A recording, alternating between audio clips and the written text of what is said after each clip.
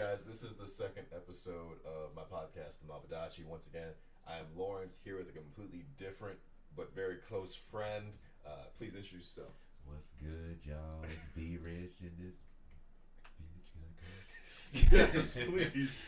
Nah. I didn't know you were going to go with Be Rich. So, Yes, I mean, no. Yeah, I mean, I love it. I respect it. That's great. Oh man, I People actually call me that back home. Is it? Yeah, I didn't just make that up. People call me that. No. Like I said, that's how all my friends are. They have several nicknames and several things to work with.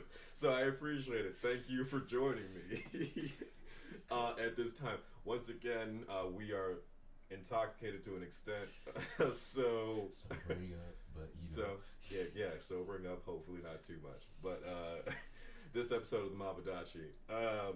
What do we want to talk about? We want to talk about the Western belief of what success is. So I think it's just how to achieve it and the potential to achieve it. First things first, I think, is it even possible the way that it's portrayed in our society? Because for the majority of people, I would say that the Western idea of success is not actually possible, because especially now in the 20th century, the Western idea of success was a stable job, a house, a car, children, and like 2 vacations a year. But now in the 21st century, the Western idea of success is like Kim Kardashian.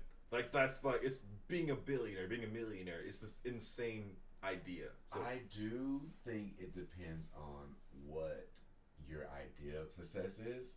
Now, some people, it's probably like 10%. Some people are low maintenance. They don't need much. Like one of my good friends back home, super low maintenance. That's the way. He could be the happiest with any little thing. But for the majority of people, no, that's not enough. I think that's the mainstream idea of success is heavily influenced by social media, which is incredibly unrealistic.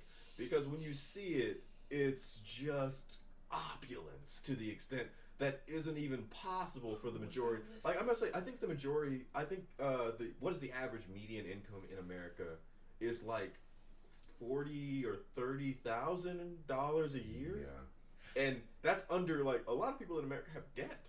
I was listening to a YouTuber. God, I can't. Don't you like what was he saying?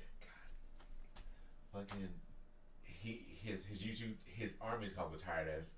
I don't think his name is Titus, but like his army is the Tired Ass Podcast. Okay. And he was telling, like, he was giving the real look. Like he's from Detroit. He was like giving the real. He's just like, Detroit is shit. Like he's like, I made it to Hollywood now, and I just be seeing these celebrities, like they literally put on the front, like in front of everybody else, in the front of the world, it looks like they're rich. But in the behind the scenes, we all struggling in Cali. Like you paying $10,000 a month for rent and insane stuff like that. So it's all up front. Obviously I pay a good amount of rent right now. I would love a house. I would absolutely love a house. I am so far away from buying a house. The part of the reason I love the apartment is because, first things first, I don't know, like, I like to think that every job that I get is going to be sort of my career position. Yeah. But I also have to be realistic about where we are in a society, and I gotta say, like, you know, if this doesn't work out, I gotta be able to move.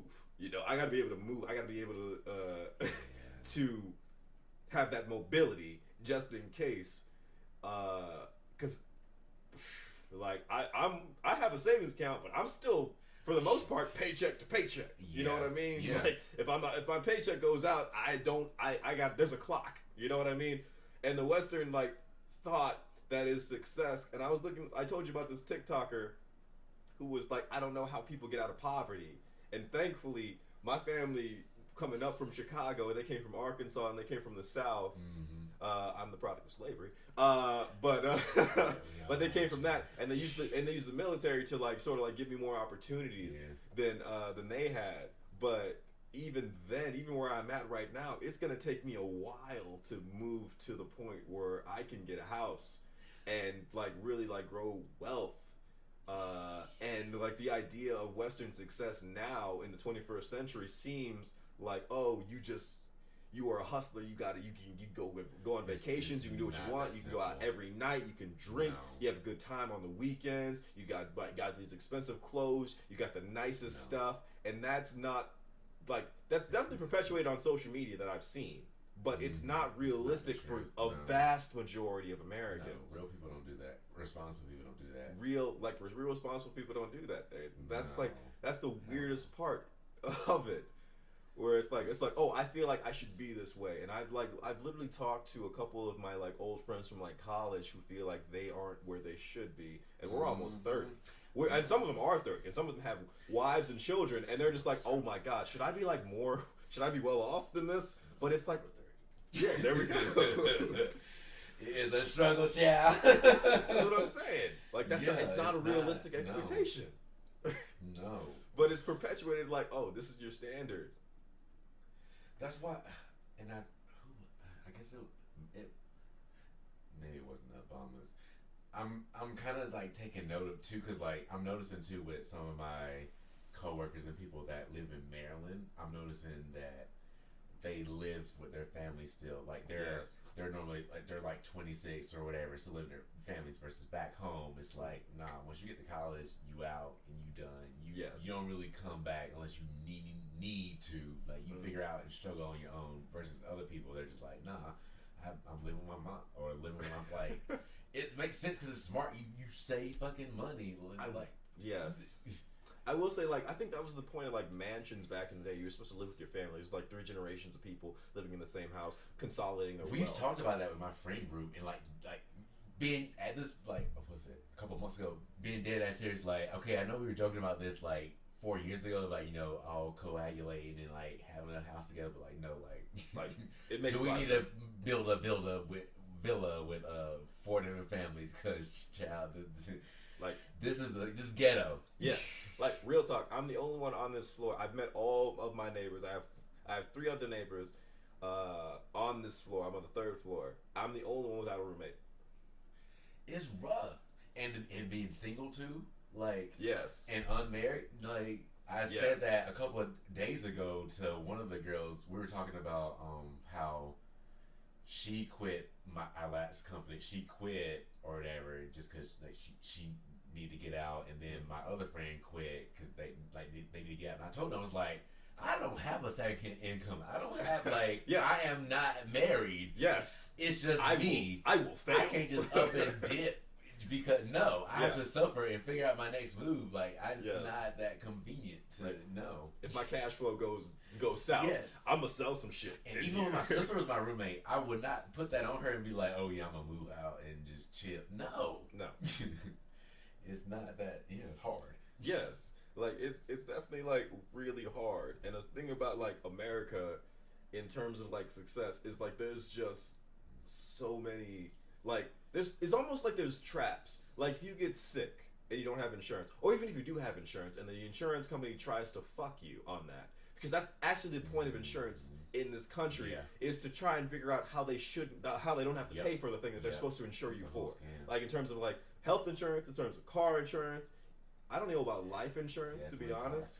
But probably life too, because I would assume life insurance. Like with our accidental, I've heard that way back. Like when I first started getting coverage and stuff, like accidental, they will find loopholes. Yes, like and then long and short term disability as well. They will try to do whatever they can to stop from actually helping you when you need help. And that's the crazy thing about Aflac. You know about that duck thing? Yeah. Like that's not insurance. That's literally like extra money after your insurance has worked that you need if you can't work after the fact. So assuming that your insurance works, it's meant to like pay you for expenses after the fact if you don't have enough money. So Aflac is the craziest, like it's insurance on insurance, but like they're doing so well, apparently they can do commercials. And they have like, the last commercial I saw was explaining Aflac. Because I didn't know, I thought Aflac was insurance. And then the last commercial, the last Aflac commercial I saw, I was like, oh, so Aflac isn't insurance? It's like insurance after insurance? Like, that's That's only useful in America. Like that is Aflac Yeah. is only useful in America, where it's just like, oh, you don't have free health care, but also your insurance may have covered it, but you're not working anymore, so you're fucked. Oh, but you have Aflac now, so now you have insurance for your insurance. Which I guess that's part of the problem with that individuality. It's the double-edged sword. That's what I'm saying.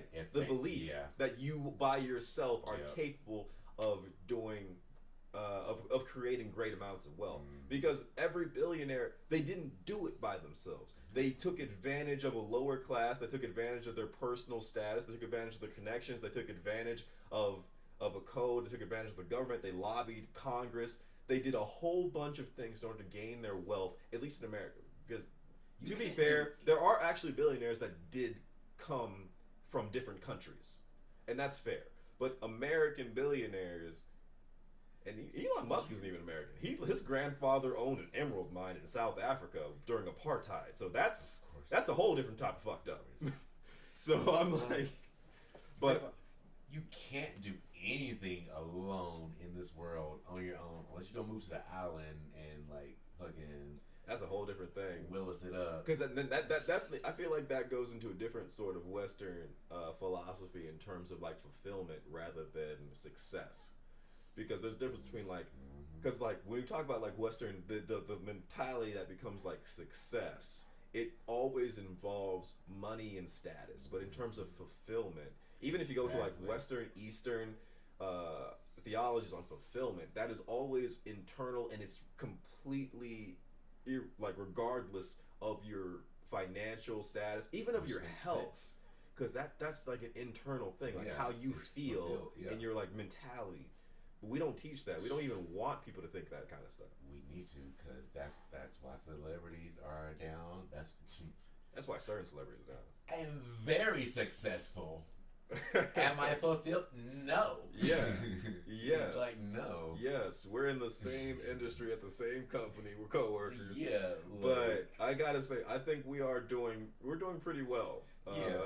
For very ourselves. well. But then that's the thing. Never expected to do. That's the thing about it. Like depression exists in every like economic class. Like there's always people in every economic class that feel like they are unfulfilled, that they feel like they are sad, that they don't measure up, regardless of who they are or what they have or the responsibilities that they continually crush. And that is one of the things. It's just that crazy because that's a shortfall. Somehow, when you have less, it takes less to fulfill you. I don't know, or maybe I don't know, when you have more, you know, there's more to have. I don't know what it is. I think maybe it was fucking right. Yes. More money, more problems. Yes, 100%. And it fucking sucks. 100%. Oh my god. Yeah. That's why when I look at partners now, I'm just like. Now, I'm not going to choose a water boy on the streets of Baltimore, but... You know you have to move to Silver Spring. Water boy on the streets of Silver Spring. Water boy on the streets. They fancier. No, they ain't. I lived in Silver Spring for about I lived in Silver Spring for 2 years. They ain't. I'll tell you that right now. I didn't even know they had them by me, I guess.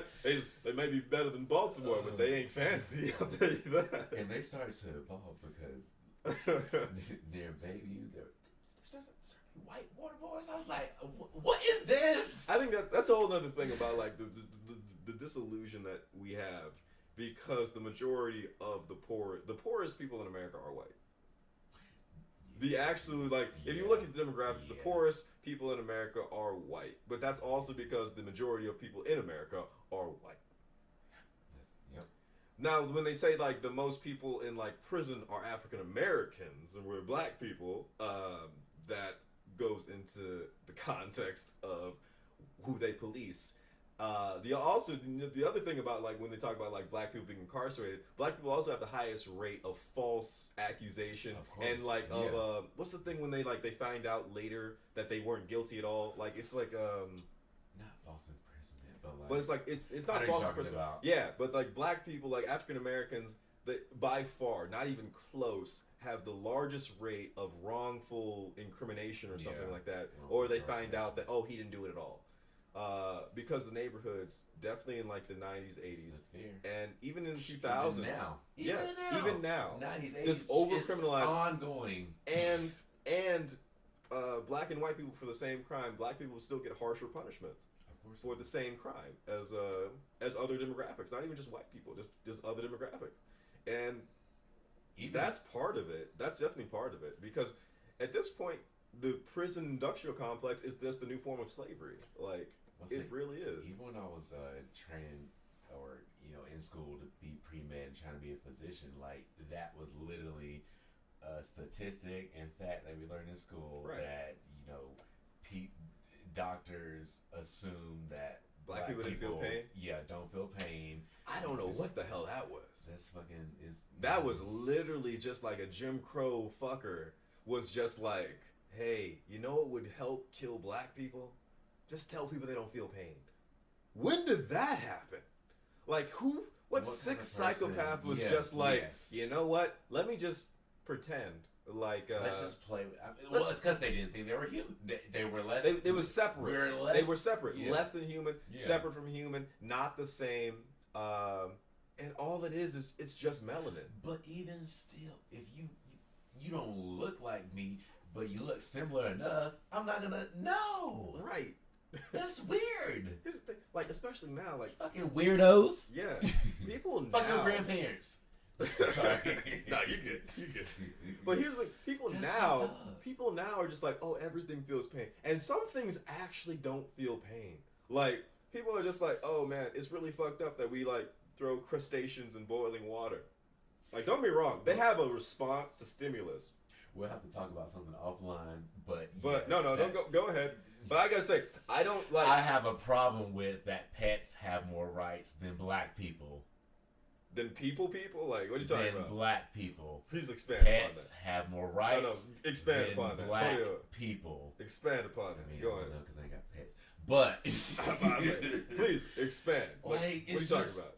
It's compassion. Yes. Considerate, like, rights. It's just I can't put it into words, but like, we all fucking know. I think it's like I think what you're talking about is like the perception that we have like seen from, I want to say, like, just society, because obviously there's this huge push for animal rights. Yep. And there when we don't really isn't. I think that just goes into like the Western perception of success when it comes to like, oh, hey, slavery happened, now it's over, and that's basically what is taught in school, and that's a lot of what people see. And now that we actually have cameras and police wear body cams, it's like, oh my god, I can't believe that the police would treat people this way, and oh my god, I didn't realize they were racist. But yeah, that's like, we were telling you this was happening from the beginning, and at the same time, like it's just, it's not getting the amount of criticism that you would hope for, and it's kind of disheartening. Yeah. Whereas at the same time, like, you still sort of see like, oh, animal rights advocates are actively just marching and talking and perpetuating and like, oh, vegan and all this nonsense. Crazy. And I get what you mean. I really do. Yeah, obviously, be good. Like, treat nothing wrong. Yeah. What's animal, a fucking table, like, do better with your life. Like, I don't understand. It's frustrating. I gotta say, it is disheartening. I've seen that. I get that. So, yeah, that's why I like sometimes, think PETA and shit. I'm just like, I'm about to say, PETA's a bunch of hypocrites anyway. They kill more dogs than anybody else. They kill more animals than anybody else at this point. They are a kill shelter. I think I said something. So, like, my younger siblings are old enough to, like, possibly go into the old enough to go into the military if we go to war and stuff, and like that vaguely came up, and I'm just like, I'm not fighting for a fucking country that doesn't give a fuck about me. Yeah, I get throw me where you need to throw me. Yeah, no, that's always how it's been in the military. African Americans are constantly like, not even like, what is so you care about me? Underutilized. Not underutilized. Care about you. This is not a country that was ever meant to cater or like benefit African Americans, and after a certain point, it kind of was like, oh yeah, this is for everybody. But I get what you mean. And the most insane part about it is, pop culture is what is popular. What is popular now is black culture. It's always been black culture. And yet, it's always in black culture. It's always and been black yet culture. No one. They never want to acknowledge it. Exactly. They always steal Exactly. from black culture and then turn it into we their own. made you. 100%. Like 100%. Like it's always been black culture that they've attributed or they've like just watered down. Like every art form of music, they don't want to acknowledge that rock music was like created only as a result of African American influence. They want to acknowledge that. I mean, they have to acknowledge blues, rap, soul, R&B. All are black, but they don't want to acknowledge rock music. They're like, we need something. Even the banjo is actually more closely attributed to an African instrument that was brought over by slaves. They actually even have the same rhythm, the same rhyme as an African instrument, the banjo. And they're like, oh, I thought that was like white people of the South. Actually, no, that's an African instrument that they created from that they attributed from slaves. It blew my mind. Like everything that, in terms of art and music, when that I this first country heard takes trap advantage of. country Yes. music, it blew my fucking mind. Because I love country music, but when I first heard trap country, I was like, what in the, what is this? What? Excuse me? Yes. But that's also part of the model minority that they have with that they developed in World War II after they started incorporating more like Asian markets. That started like immigrating, and they started instituting those positive Asian stereotypes. Because before World War II, Asians were considered lazy and stupid and just something that you could like take advantage of, just like every other minority. But after World War II, in order to get in Asian markets, they only started letting immigrants that had education, that had money, that had influence into America, and then perpetuated positive stereotypes for Asians, and then created the idea of the model minority. It's like, oh, black people have been here for so long, but Asians just got here, and somehow they're successful, somehow they're wealthy, somehow they're doing great. But that's because of this specific immigration policy that they instituted. And the fact, I don't know if it was reparations. I don't think that's they never gonna do that. But like they never gonna. No, I don't think like after Pearl Harbor, whatever, they like paid the Japanese community to like kind of. I don't even know why America apologized for the Holocaust. Yeah, that was the weirdest thing I've ever heard in my life. Why did America apologize for the Holocaust? Like y'all didn't do it. Y'all couldn't have stopped it. Y'all didn't see it coming. No one saw that coming. So it's the weirdest thing. They apologized for the Holocaust, but never really apologized for slavery. Of course not, because it's still ongoing. They don't want to get rid of it. Yeah, slavery is they're still benefiting from it. Oh yeah. But it's just like they paid a little bit back to I guess the Japanese community for the internment camps. Yeah, the internment camps after. Yeah. But it's just like all this we still get. That nothing. was still got nothing. Yeah. But I mean, they said I think they apologized to the Native American community, but that's because they killed like 90% of them. There was nothing for that. And then apology. Yeah, right. Like the Trail of Tears was not that far away. Like Andrew Jackson's a fucking monster. But this all just ties into like this Western idea that in terms of like success, you can do it as an individual with little to no backing from family or influence or like it's really not it's not impossible, and people have done it, but the idea that anyone can do it is categorically and just entirely false. Like for any one person that has done it, there are over 300 million Americans, the majority of which are below the median income that we have. Like it's like I think it's just like a lot of people don't make a lot of money and don't have insurance and live paycheck to paycheck, don't have a savings account, don't have stocks, and all they are like the majority of Americans are a paycheck away from going under. At first, I was gonna say anyone can do it, but not anyone can do it. I was gonna say anyone with the right connections, which means anyone can't do it. Because I was gonna say if you know the right people, then yes, but which would mean not anyone can do it. I would say anyone can do it, but not everyone can do it.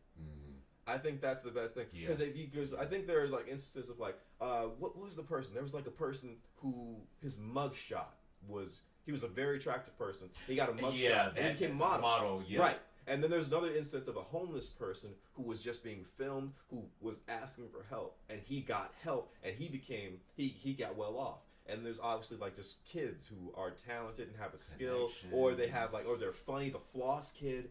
And it's like, it's possible, I will say, in America for anybody to achieve some level of success and wealth. But it's not possible for everybody, and it's almost, it's basically random. And the majority, I think a lot of people who actually try and fail, they do America's a place where you can do everything right and still fail. Every single time. Like every time you do everything right and you can fail every single time. I mean, this could be my conditioning too, but I'm thinking from a musician / talent level, which is like, okay, not everybody's special, not everybody's going to be talented enough to be special enough to succeed and be one. You have to be in front of the right person. Yeah, and but at the same time, the other thing is you have to have the right. Baseline. You have to have the right look too. Oh, of course. You have to have the right look, because if you don't look the right way, you can be more. You can be a better singer than Aretha Franklin. They will never let you. You gotta be marketable. Yep, you do. So there's just it's that. The other idea is just like the idea of like becoming famous from the arts, or becoming famous from a talent, like just like that. That's already like one of the most difficult things to be. Like at the very least, if like, I mean, we see like football and basketball, baseball players, they actually have like a talent. They actually are like, they are good at their field. They're good at their crafts. But even then, there are definitely players that may be as good, but they don't make it into the leagues. It's a double-edged sword too, because the technology these days is a double-edged sword. It's good because those talented people that can get more exposure than they would back in the day of having to, be part of, like, I guess this is still music, being part of a record label or being signed to, or getting a deal, I guess, with a team or whatever. Versus now, it's like everybody has the internet, but at the same time, it's also oversaturated. Yes. So there's so many options. You can't see anything. Yes. That's the thing about it. You can be good, but if you don't fit the bill, you just find the next person. Yeah. Like you don't have to look. You can find the next person. Like if they don't like you, you just find the next person. Way too many options. So it is. You're right. It is a double-edged sword, definitely in terms of that. So it's just about luck. But at the end of the day, we've created a system where the majority of people are just going to fall through the cracks. Where it's not even like a crack; it's just a hole, and then some people can escape. Where very few people can actually escape.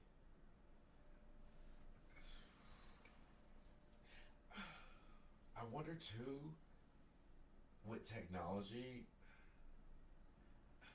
I mean, I could be projecting from my own family because we all travel and stuff. I'm about to say, like, this is all about like your perspective. Yeah. Like, I can here's tell. the thing about this. I didn't say this in the beginning. The things that we say may or may not be true.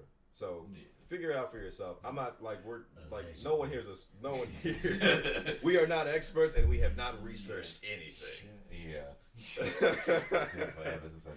So please, like, we might be wrong, but you're still here. But if I say I'm right, I'm right. Okay. Okay.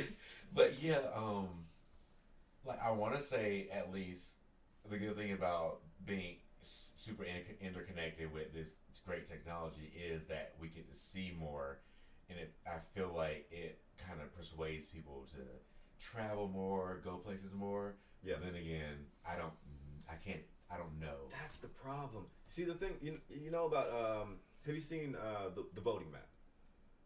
Like whenever the presidential election, have you seen the voting map? Okay. Yeah. The majority of states look red, but they've already electoral college votes come from places with large metropolitan areas on the coasts, right? And that's largely because the majority of people exist in cities which are usually over the coast or on the edges of the country or something like that. So it's really misleading when you see like a map of America and you're just like, oh, most of the states are red. That's because ain't no one in there. That's because there's no one there. The majority of experiences in America are like concentrated in the cities, and actually like a lot of people are leaving those rural areas. Even now they're leaving. There's so many fucking dead towns because there's nothing to do. You're right. Yes. There's nothing to do. There's less opportunity. There's less money. There's less wealth. Yeah. That is there.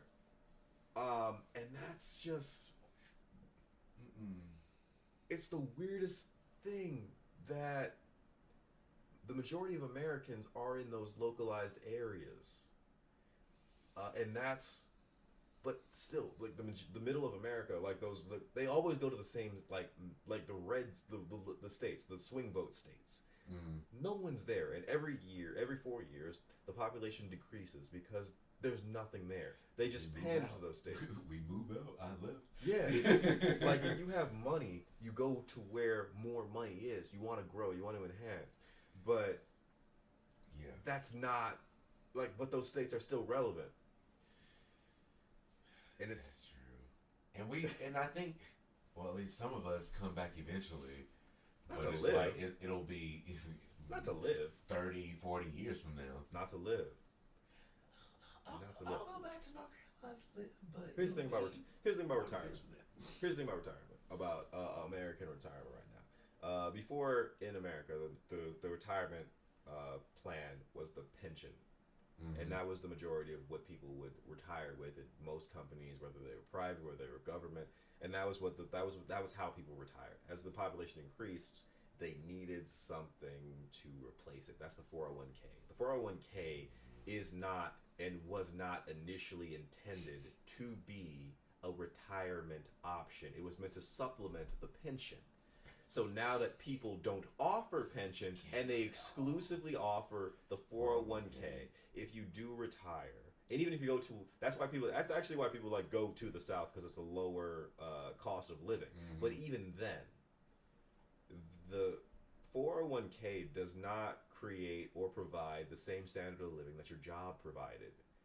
And it runs out because, quite frankly, you weren't supposed to live that long, to be honest. So eventually, even if you go back to the South, even if you go back to like into a low income area, eventually you will need to supplement the 401k retirement income that you are receiving, because at that point, after you have left, you should be, not everybody, that's fair, you should be at a very high income when you leave. But after you retire, you're going to take the 401k, whatever you've put into that, over the course of like 50, 45 years or something. Yeah. And that's not going to be the same level that you are used to. You're going to be like, oh man, I mean, I retired, but the monthly income from my 401k is nowhere near what I was making. And it was never supposed to be what you were making. That was the pension. So eventually, one a couple things happens. Either you realize your 401k is not going to work and you start like doing something else, or your 401k runs out, and you have to go back to work, and that's what's been happening. Even when you go back to those places. Yeah, I've definitely done the number projections for my 401ks at my various different companies. Right. And I'm just like, what the fuck is it? This is not This is not cute. It's like, if I retire at 65, I can last till 70. Yeah, like that's it. Like especially barely. Yeah, that's what I'm saying. I mean, granted, I'm a black man in America, so I probably won't make it to 62. But I might go to Panama. And in the South, I might go to Panama. 52. I might retire in Panama, because fuck this place, man. Yeah, it's just like, who can't know? Especially if I'm at this level and then you know. Like, I honestly think, by the time you're 40, you got to be making six figures. That's why, like, I don't want to own a business. But that's kind of what you need to have. Okay, you don't need to own a business, but at the very least, I think it behooves you to start like owning property and maybe something like passive. Yeah, some sort of passive income in order to maybe some rent something out. Like start buying up some housing or multi-family housing. It's gonna be a business. Like it is. Like it is, and that's the thing. You do kind of want to. If you stay in America, you're gonna have to generate that. Yeah. If you stay in America, you're either gonna have to keep working even after you retire, assuming that you want to live that long, or you're gonna have to start generating some level of passive income. Unless, of course, in like you make it rich, like you do something, some sort of viral thing. You're a musician, you're an athlete. You start like you gain a lot of wealth early on, and you save it or you invest it. Yeah, But that's not a lot. That's what the majority of Americans cannot do or will never be able to do. Here comes real life experience that relates. I not recently, but like over the past couple of years, I met a friend who, of course, with that whole, like you said, if you learn early on, yes, like this friend had like a financial advisor, learned early on that you can do this, and this. And I so got a financial advisor. It's just like, oh, like, so I should have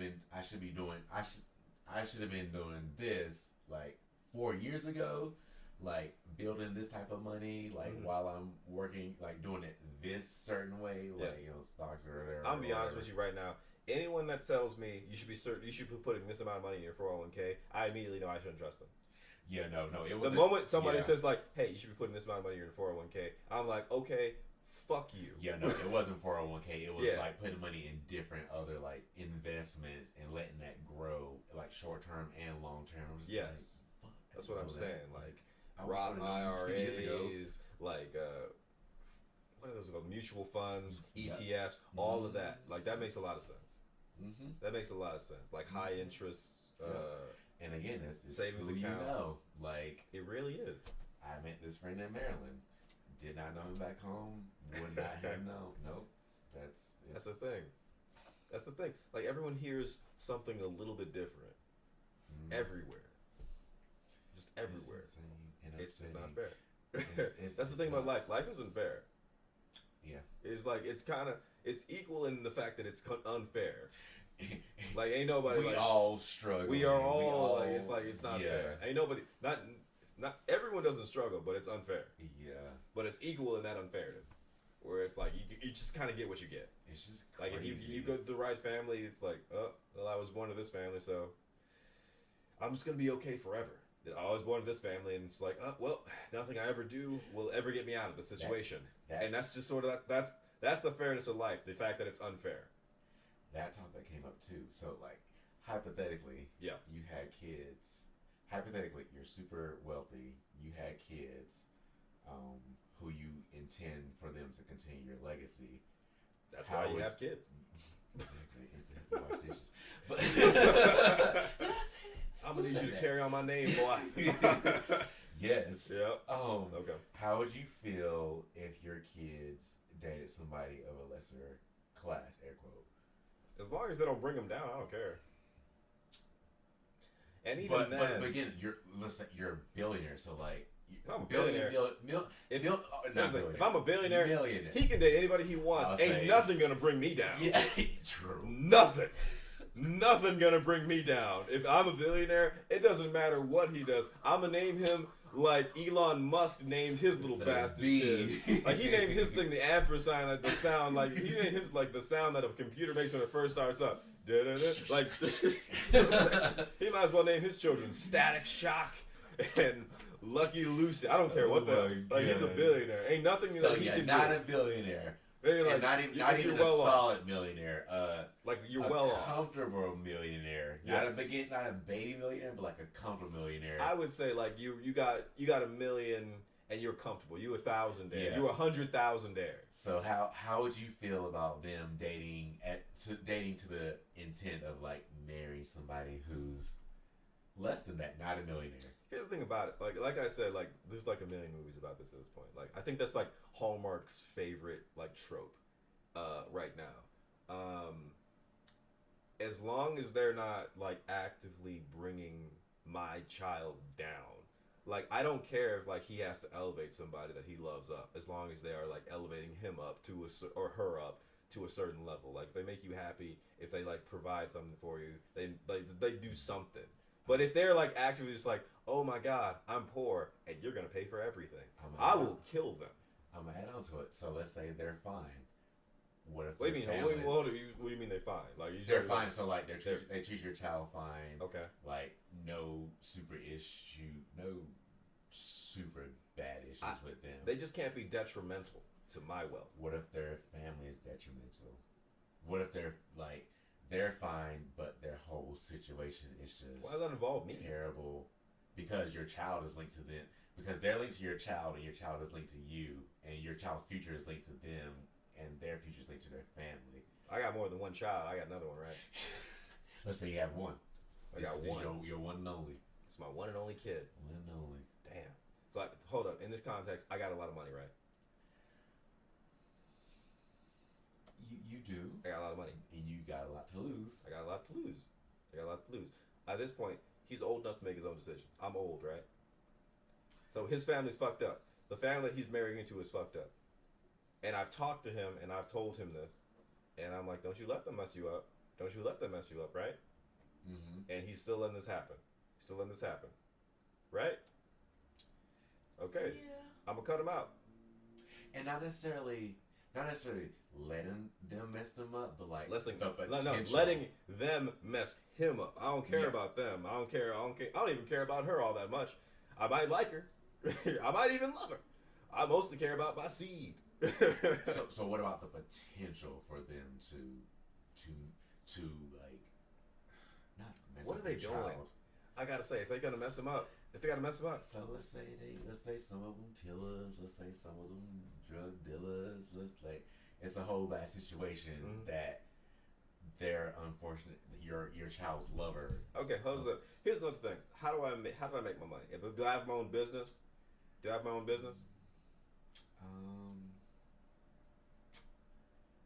too easy. I'll say. Here's the thing. Like, I just have money. Yes, you just have money that could.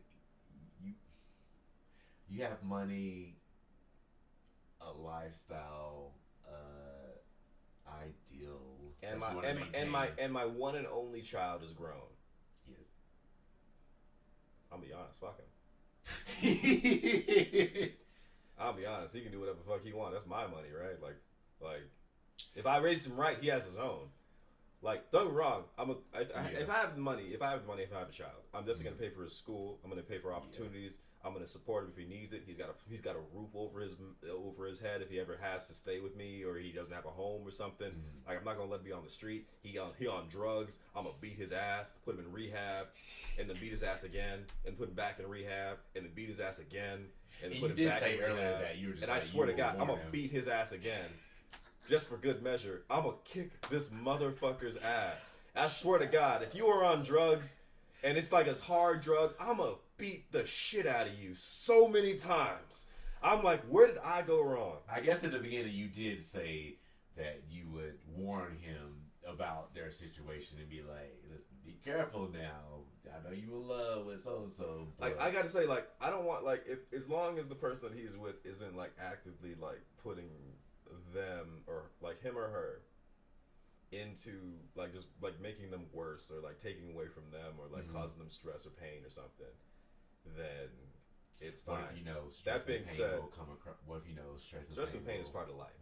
That being said, like, if it's her family, and they're like, and I got the money, I'm gonna move them out. If they don't want to move, then I'm gonna cut them out. I'm gonna cut them off. Ooh, what if let's say they dated somebody from a different race, and of course the child was dating your child. I assumed that anyway. I assumed that wasn't the case. I assumed white trash. Oh, no. That's what I'm saying. No, that wasn't. I assumed my little black baby was dating white trash. That's not originally what I was going for. That's what I thought. When no, you said no. We all like. I expect we black. On that demon time. I expect black excellence. But yeah, so like, let's say there's a situation where like. So stupid, man. I'm sorry. No, that's that's that didn't even cross my mind. I was like, you know, they full of shit. Because I'm thinking about something, and I'm just like, but shit. Black excellence. Collect yourself.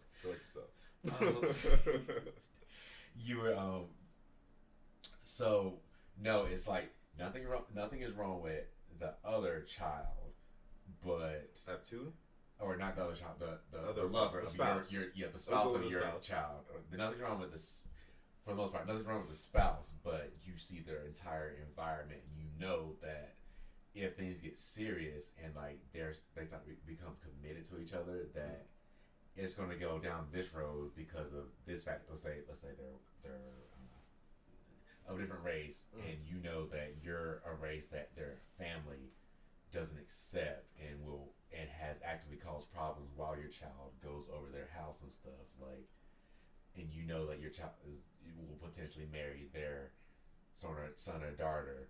Like, if you know from on the forefront, like, that this is going to be a bad situation that my child is potentially going to be stuck in, like, and then on top of your legacy, like, you know. I get that. I am not a parent. I don't have kids.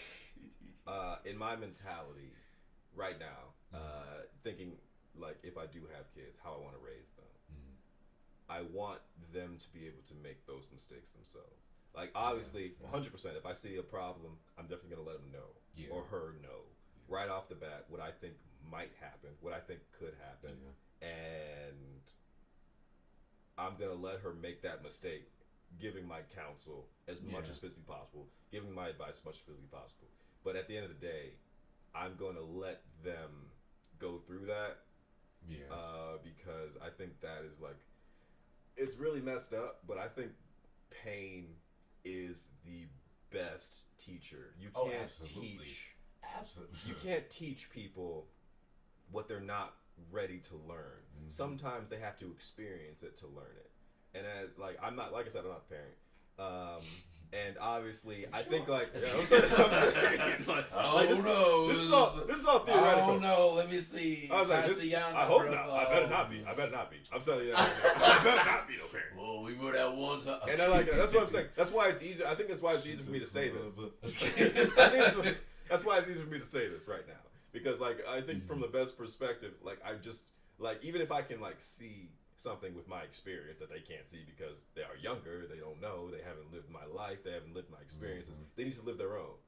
And if they really love somebody, I do think that in some, and not all, and probably a few cases, they can overcome that. And if I'm wealthy enough to help them overcome that, especially if the person that they actually love, they care about, is somebody that is not, but they somebody that is positive despite the family, I'll try to help them out as much as possible. But I'll definitely also be the one to say, like, hey, I can see where this is going. I'm going to tell you what I think is going to happen. I think I'm, like, you are my seed, boy. Like, you're my seed, girl. So I'm going to let you know what I think is going to happen. And quite frankly, don't make me kill these white folks. Don't make me kill this other family right now, because if something happened to you, we gonna ride on our enemies like Tupac. All right, my fofo make sure all these right. I'll get a phone call, be like, something happened to your daughter. But like that means something happened to a whole bunch of other people. Like right off the bat, you said I got money. Oh damn, I'm gonna be a menace. I'm gonna be a menace. Like if something happened to my child. I'm definitely gonna let them know what I think is gonna happen. I'm gonna let them know. They'll be careful. Like your girl or your boy, your husband, your wife. Like I like her, I approve of her, but her family is toxic. Something happens, it's gonna be an issue. But like I said, like I think they gotta learn for themselves. Yeah. And that's like I think that's the other thing about like once again I'm not a parent, but I think that's like the hardest thing about being a parent. Because I think like you want to be able to teach what you know, but they will never learn it until they experience it. And as like I'm like at my age, I'm looking back at my life and like I definitely heard people say like good advice that I didn't take. But then after living through it, I learned it myself despite what I had heard earlier. I'm like, oh man, they were right. And that's just life. That's just life. My mom a bunch of times was like, "Yup, right." I tell my brothers that now. I'm just like, you gotta live it, man. Mom, she's right 90% of the time. You gotta live. I'm just thinking about like my cousins and my nieces and my one nephew. My one nephew. Yeah. And I'm like, oh my god, I kind of want to tell them. I kind of want to give them like a heads up, but it doesn't help. And so like the last thing, I think I was talking to like my niece, and I was just like, yo, just try your best. And that was the advice. That was the advice I gave her. Just like try your best, do what you think is right, look out for yourself, and try and just like you like she's a smart, intelligent woman, because she's almost 21 now, and I'm just like, oh my god, just like I even if I told you, you'd have to go through it in order to really gain that knowledge. Listen, You know what I mean? And to a certain extent, you can't help anybody who doesn't want help in the first place. Exactly. Exactly. Some somebody that last week, I'm just like, you want to help all these people, but they're not receptive to your advice, and you stop. Yes. You're just I don't even know what's going on with kids these days too. Like generation, what's it now? Generation Z, or we're Y. We're Y2K. We're millennials at this point. Yeah. And the generation after, and after Generation Z is Alpha, because they ran out of letters, so they restarted it with the Greek alphabet. Like, where were the rest of them? Like, what where was Generation L? What do you mean run out? That was before. How we gonna start at? Wait. I'm about to say that was before. I don't know. We can look back. We have Google. I feel like we started with Z. Like, that's because we're alive. We had boomers. Yes. Millennials. Gen Z. Why the fuck you started at Z? There's another one before. It's like there's boomers. There's something else besides boomers and millennials. There's something else. There's baby boomers, and then there's something else besides that that's still alive right now, like the generations. I think, and I can't look it up right now, but I think right now, currently, there are 4 generations that are likely still alive. What is before boomers? Look, I don't have my cell phone. Oh wait, let's see. Like, I don't have my cell phone. I'll probably just cut this part out. Gen I. Oh, that's what? I feel like this is. So,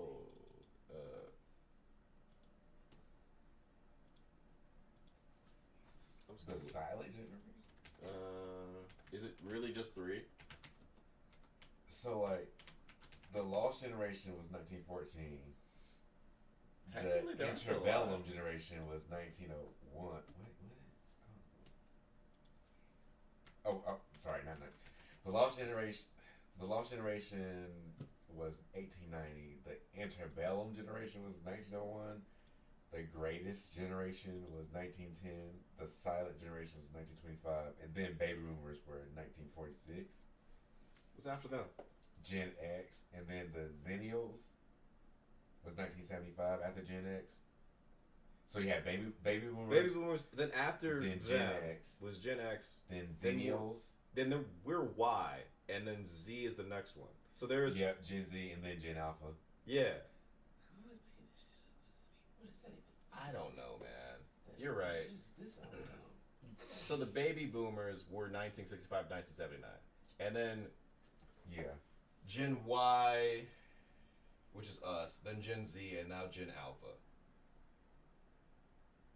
No one even talks about Zennials. Yeah, but they're definitely like they're not even. I think my parents are older than them. It's 1975. Yeah, mine too. Maybe not my stepdad. What the hell are Zennials? Either way, there's 5 generations alive right now. We don't even talk about them. Hell, they probably just think they're baby boomers. Maybe they got lost in the. They were 75. I was say, I guess. I'm about to say 75 to 85, and then millennials are 1980 to 1994. We gonna have to tell our coworkers. So they really only had 5 years. She's not a millennial. When we go to work tomorrow, we gotta Gen Z is 1995 2012. That's gonna be funny. That's gonna be funny. She's gonna lose her shit because I keep telling her. Turn the world upside down. I'm aware. I can't wait. Oh my god. I've been telling her this for years. Yeah, I didn't even know Zennials was. Well, yeah, I did know that there was definitely something like in between Boomer and like Gen Y. No one talks about them because they're kind of low key. or they think they're boomers, or they think they're millennials. Yeah. It's a weird thing. I probably would assume they were boomers because millennials is like. It's like 1980 to 94. Oh. Yeah. Yeah. Technically. I guess so. It is what it is, but regardless, like if I don't know, we'll see. I think America's just declining considerably. The Earth is declining. Earth is ghetto. I want to move to Saturn. I don't know. Here's the thing about Earth and climate change, though. It's like this happens naturally. We're speeding up the process. Yeah. Like, nothing that we're doing is going to wipe out all life. Even if we nuke every country on the planet, it won't wipe out all life. It's just going to start over because the Earth has been radioactive before. The Earth has gone through an ice age before. The Earth has gone through extreme conditions. Like, anything that we can do to the Earth, it's done it before, and then life just restarts. So, it's like, oh God, we'll wipe out all life on Earth. First of all, we can't. Like, the amount of effort it would take to wipe out all life on Earth would be a global like endeavor that the countries like we wouldn't be able to do it. I mean, granted, we live here. You care about the planet more than you care about people. A race of people. Yes. First things first. Like not people. A race of people. Yeah, people don't. It's not like everyone cares about their own thing. Maybe not even say race of people. Black people. It's everything. It's everything. Like it's everything when it comes to that. Like everyone cares all about the passion specific and stuff. Compassion. Can we get some? Everyone cares about like certain amounts of things differently. Like some people are just like, oh, we need to save the world. We need to save the elephants. We need to save the seals. We need to save the polar bears. We need to save the icebergs. Or we need to save the ocean. We need to save the rainforest. And we need to save dogs. Like it's everything about it, and everyone like there's like this quote: "Life is too serious to ever be taken seriously." To that, what?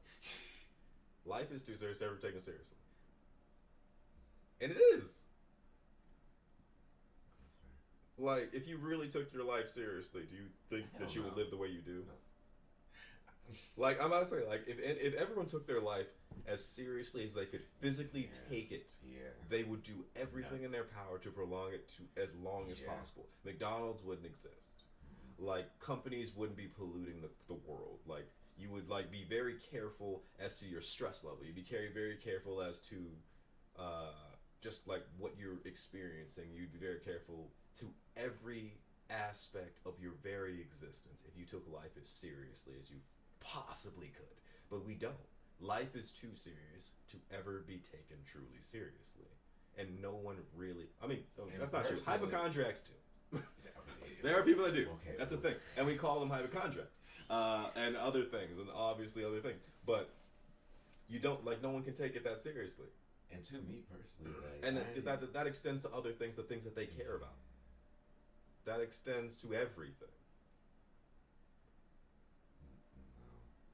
And me personally, like, as far as like taking it, like, you know, trying to take it seriously, live as long as possible. Everyone would be working out. Everyone would be like eating mostly fiber. And I don't want to outlive my loved ones. I can't. No.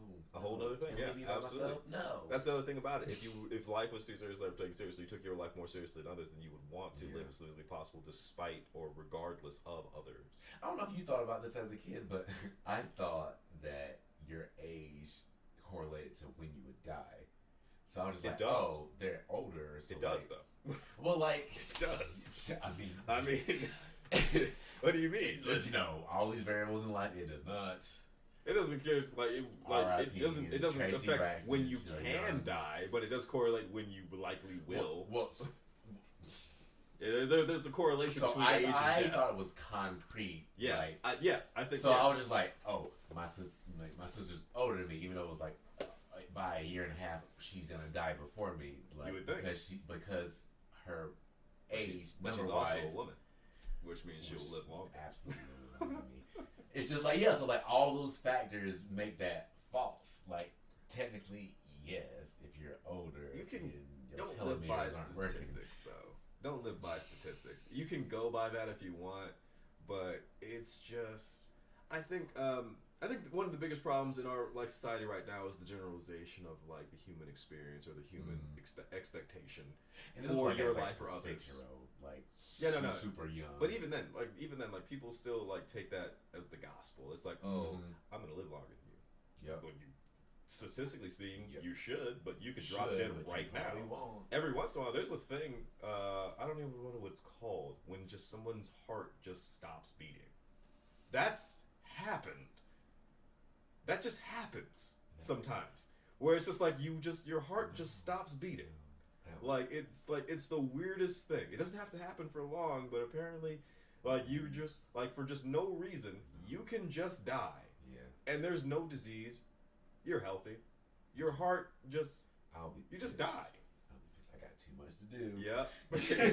I'm too busy. You just you got super relaxed. It was just, and that's the thing about it. You can rationalize, and I think this is more a way of comforting yourself by taking statistics that specifically cater to your situation or your lifestyle or your demographic, and saying, hey, based on my demographic, I have this advantage. But at the end of the day, disadvantage, advantage, and you can say whatever you want, but at the end of the day, you're still living your life. That's it.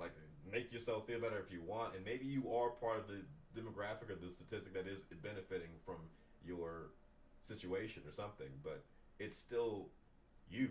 You know what I mean? Yeah. But it is just crazy. I don't know. It's the level of generalization that we have right now that gives people comfort that I don't understand.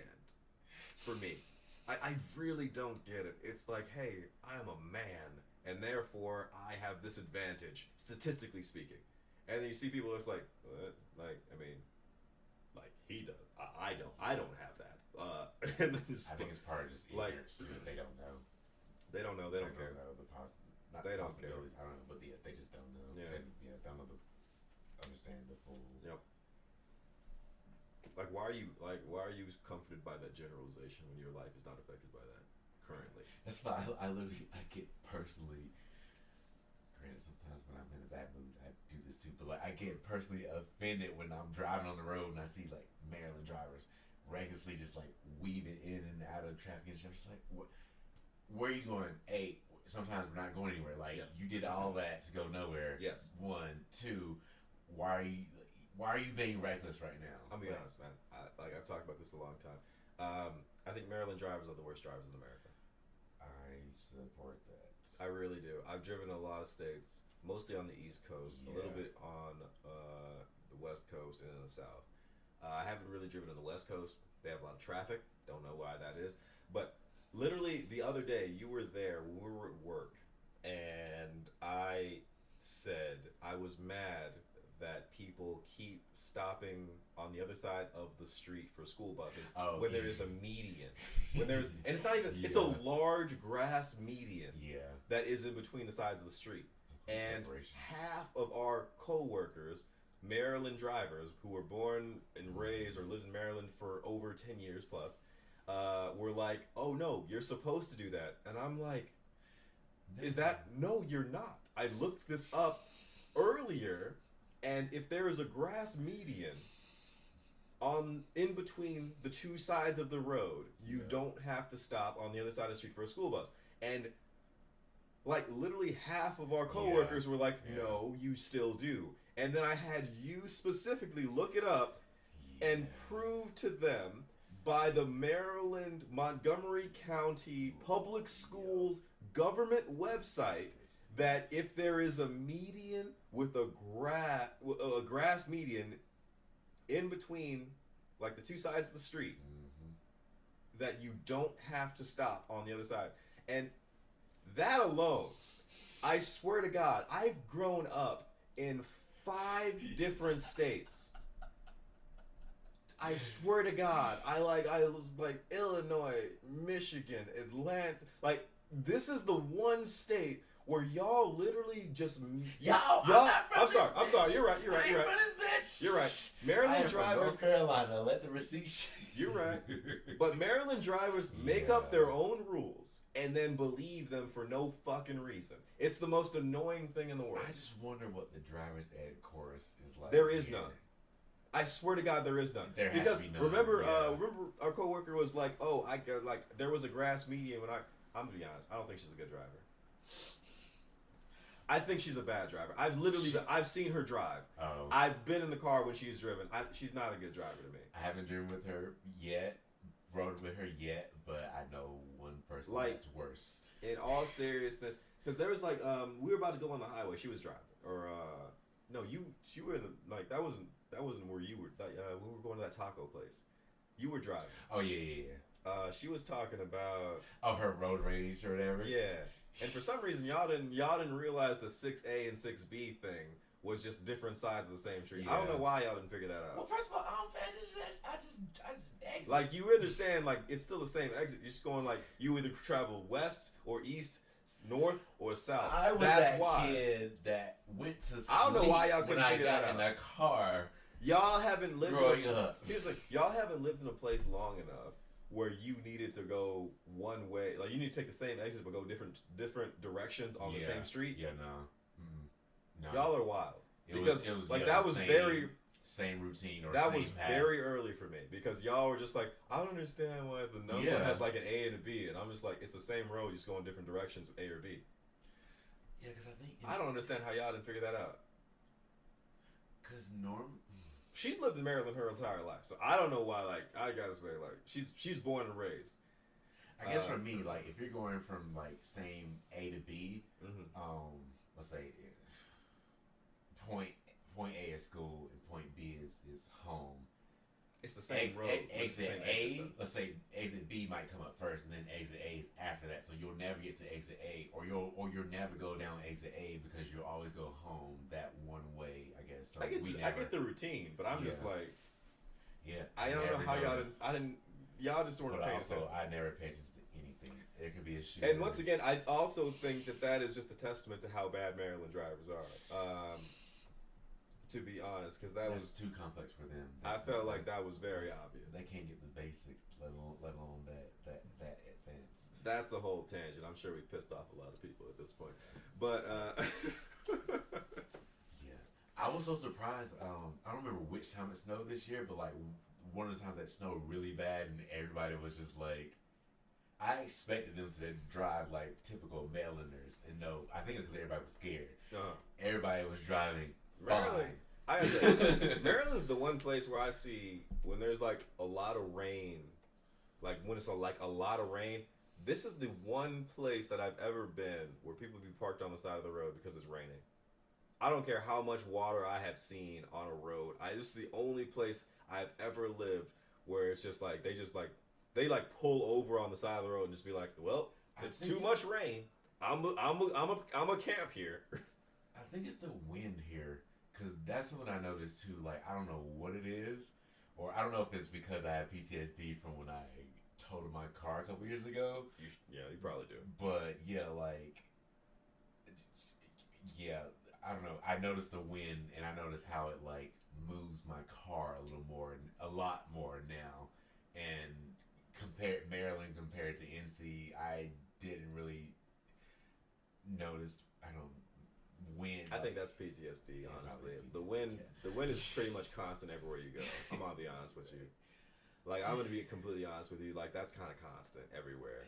Like in Virginia, in the Midwest, in the South, in Vegas. Like, if there's like wind and you have, it's kind of like the kind of car you have. The higher up your car is, the higher up your car is, the more it feels it. But it's also like it's not really relevant. Like, you can feel it, but it's not messing you up. You know what I mean?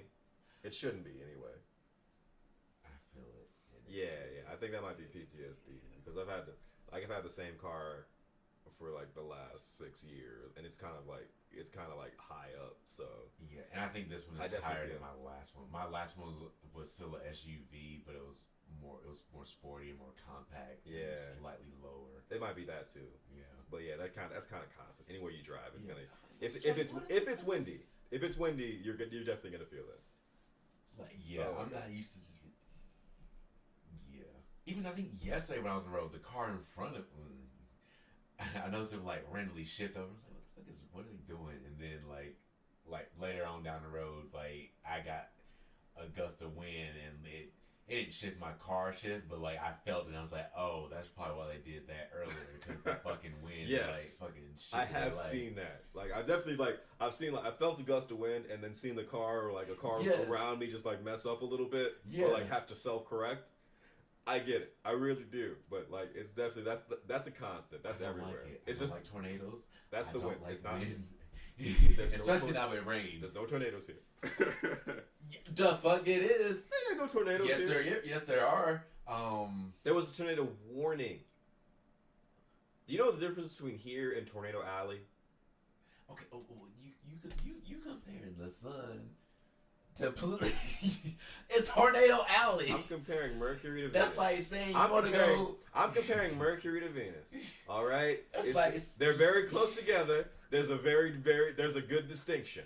All right, like you're not far off. A block on I'm saying you like. That's, I'm comparing. You know where I want to find a tornado in Tornado Alley. No, I'm saying it's definitely possible, but you know the big difference that breaks up tornadoes here is the consistent change in elevation of the hills and the mountains.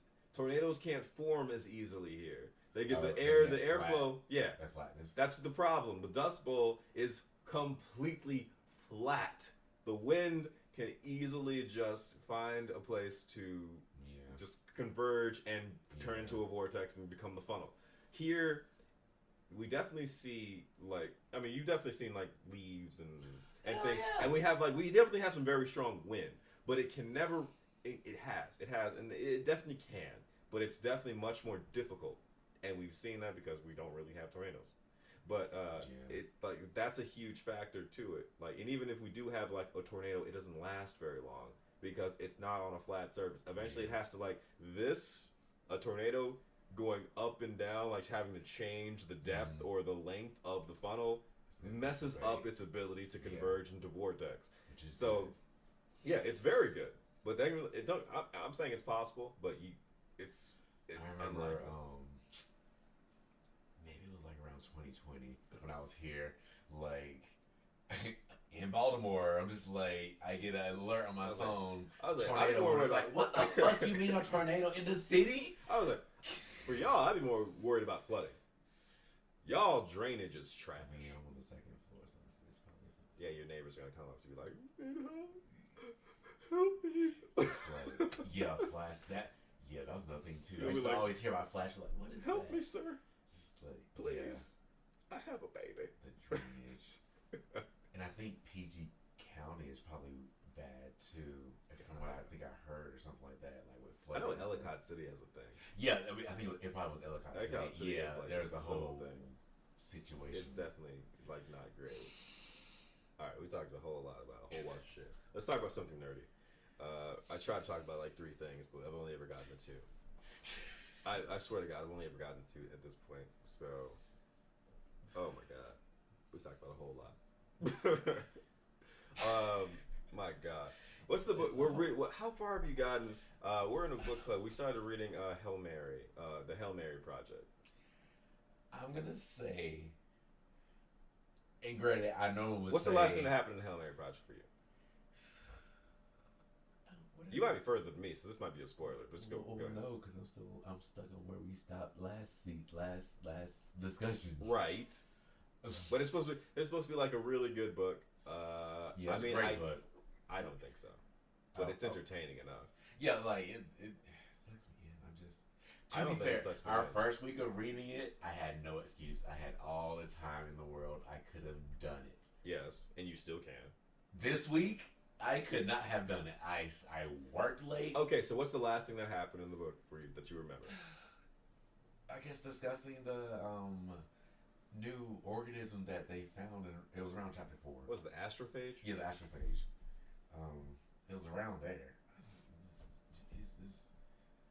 Okay, here's the thing about this book. So the basic premise of the book is like some dude is trying to save the planet. He wakes up in a spaceship and he doesn't know where he's at, and he starts remembering why he is in.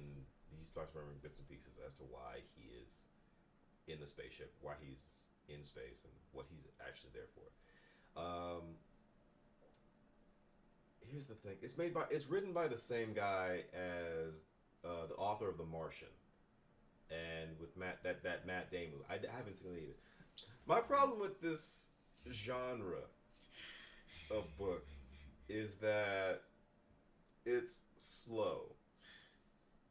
It is slow. Yeah.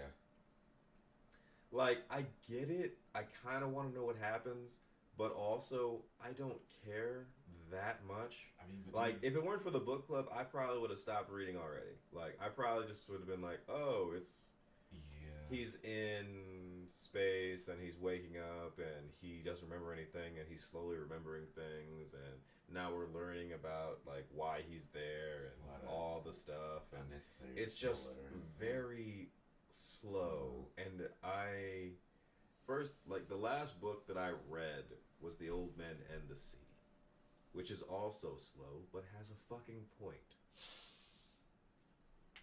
You understand what I'm saying? Like fucking Ernest Hemingway gets to the goddamn point.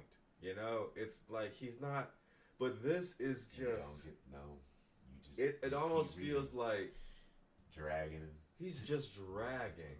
Like, oh my god. And he's just like, because the problem with it is like there's nothing really going on. We're just we're with him when we're just remembering things. Yeah. We're remembering things with him. Like there's no stakes to that because he's not there. He's remembering things, which means there's no danger. There's no real drama. Little useless stuff in between, just like right. Like he's not in any danger as of yet. Like I assume neither of us have read the book. I assume the spaceship's gonna fail. He's gonna run out of fuel, or he's gonna run out of food, or something's gonna happen. But we're not there yet, so there's no stakes to it. This is just all expositional, and like I'm reading it electronically, so I'm already 25% all the way in. And once again, it's just like, man, the amount of information I have right now could have been on the back of the book cover. Like I'm 25% of the way in. I'm a quarter of the way through, and I could have gotten this amount of information. This could have been from an email. Yeah. It's like, hey, the dude remembers this.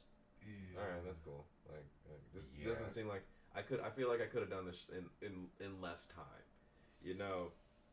And that's my thing about this. But it does kind of draw you in. I'm just like, get to the point, please.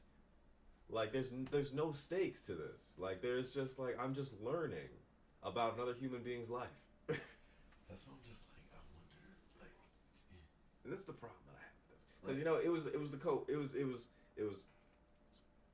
you know the coworker I'm talking about. This was his book, and the reason he chose this book is because it's popular. And that's also the reason he took me to the Yard House, and took us to the Yard House because it's popular. And the thing about it is, I don't give a shit about what's popular. Yeah. I know what I like. And I was just like, oh my god, will I like this? Popular does not mean good, especially in these days. No, it does not. Have taste. You do not have taste. It does not. And that's why I'm just like, I'm gonna have to read this freaking book. The last book I read, don't blame the Yard House on him. Blame it on somebody else who didn't attend. That was their idea. And they didn't even show up. Which I was telling him, I was just like, it just seems like whoever plans an event, they usually are the ones that don't show up. Like Yard House, that person didn't show up. Team building, that person didn't show up. Yeah. Who thought the idea? Yeah. And then I guess last week or whatever. What did he do? Where did we go last week? What's up? Not last week. Where was the location? Was it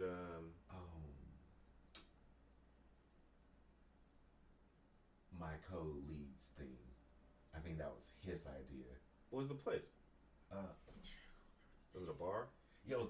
Was it whorehouse? What was the last one we went to? Dogfish Head. Dogfish Head. Yeah. I think that was his idea. he didn't show up. So I was Yeah, just like, this is a pattern. Let me not plan nothing because I'm not gonna show up. Apparently, that is what is gonna happen. It's a trend. It really is. Like, I wonder who threw the happy hour today. Did they show up? They did. I don't even know who did it. I think they did. I don't know. I guess in our department, when someone plans something happens and they can't show up. Yeah, it's crazy.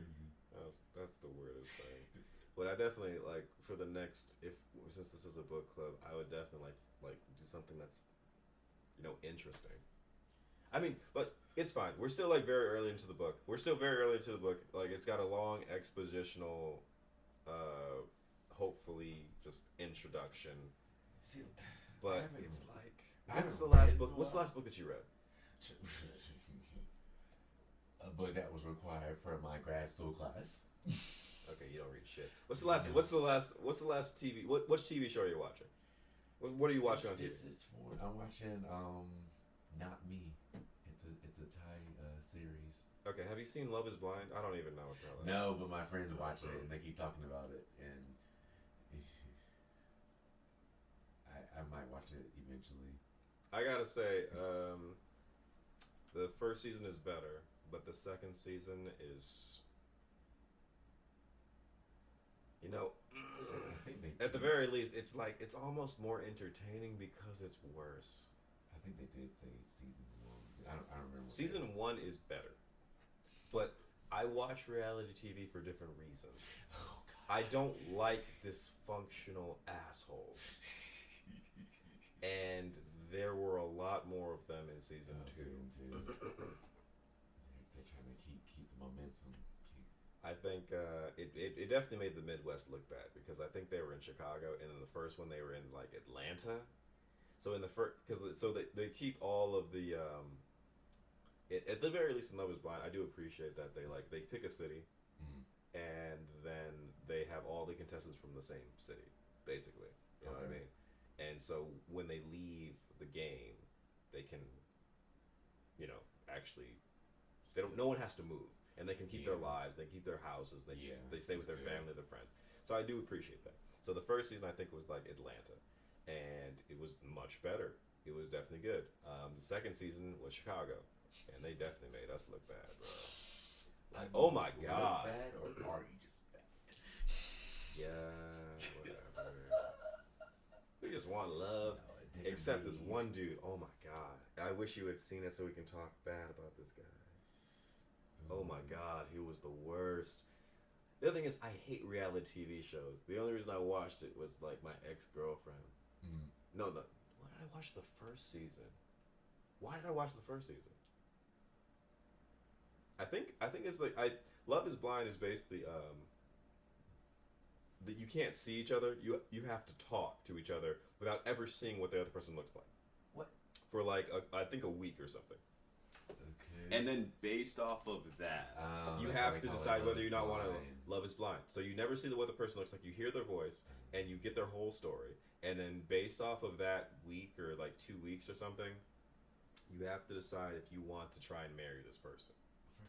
So the majority of people who are part of this, and it's really more of an experiment, and they kind of advertise more of an experiment, the majority of people don't make it. So there's only like, obviously, like, all you're doing is talking to a wall that sounds pretty.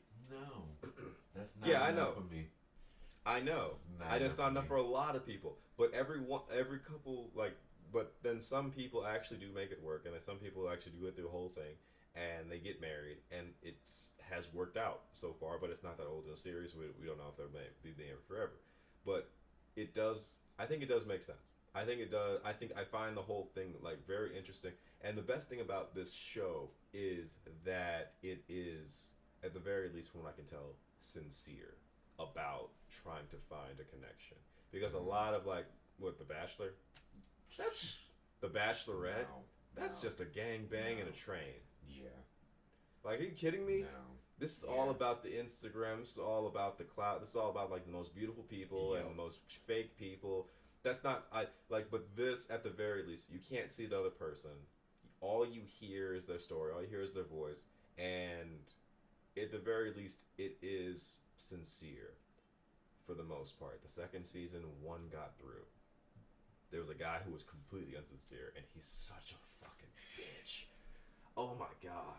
If you watch the second season of Love Is Blind, I just want him to get hit by a truck a little bit. Like I just do. I can't think of the title of the like, last love show. Is it sincere? And that's the thing about it that I kind of like. Because when I was looking at other shows, my ex-girlfriend really, really liked reality TV shows. But a lot of them were just about like drama or just making like spectacles or like just like these huge displays of fakeness. And it is entertaining, but I never once was just like, this is a real sincere attempt at gaining a forever love or it's like none of it is sincere at actually sustaining a legitimate relationship that will last forever.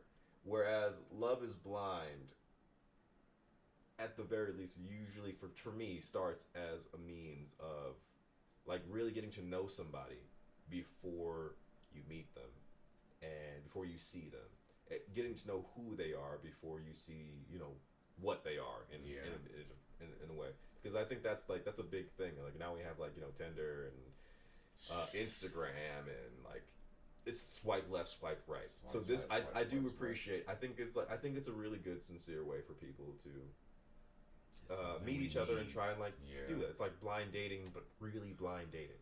So I think that's why I wanted to look at it, and I like it. I actually do. Second season, that was a shit show. It was definitely much more like a reality TV show.